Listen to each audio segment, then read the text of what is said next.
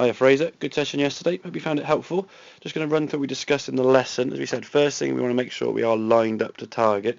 First few shots you're hitting, your feet were actually aiming off to the right there, so just make sure when we are hitting golf balls on the range, we've got a club down there just to ensure that we are set up with our feet, body and everything else lined up parallel to target.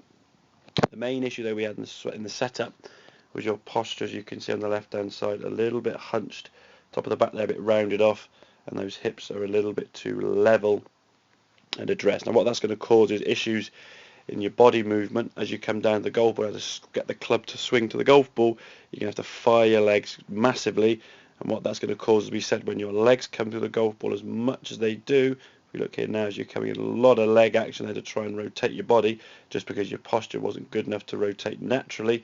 A lot of leg action, that would generally cause the golf ball to go to the right.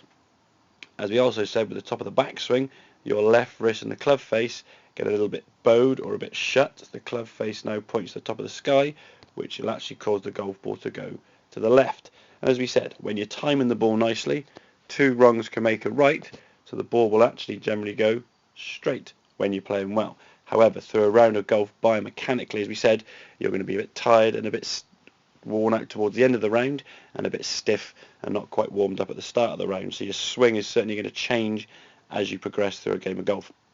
And that's why you find you play 6-7 holes really, really well, then 4 or 5 holes not so well, and then you sort of get it back towards the end. That's why your handicap's staying up in the sort of 20s rather than getting down to those low teens. What we're looking for now, as you said, get that hip a little bit more tilted down to the golf ball. You can see now your back's a lot straighter. So from this better setup, what we'll find in time is your body now can rotate more naturally rather than being forced to fire those legs through the hitting area. As we said, a couple of those drills we talked about, trying to swing with no leg action at all, so that you're holding the legs back, get that top half and the arms to swing down a bit earlier. The other drill we said, when you swing to the top, you get yourself into the backswing position, pause there and stop, and then feel your arms bringing the club down first. They come down more in front of your chest, as we can see here now. Good position here as we're coming down. The knee then does start firing a little bit more than we like, but as we can say, because of good posture, we're able to rotate the top half and the lower half together. Lovely strike, as we can see, and you can rotate through, right the way through to a full balance follow through. So just adjust that posture, get those hips tilted a bit more, get that back nice and straight, as we can see on the right hand side, and then just feel the lower half being a little bit more quiet as you swing the golf club, top half and arms doing a bit more of the work. So hope that helps, buddy. Any questions, obviously give me a shout, and I'll see you soon.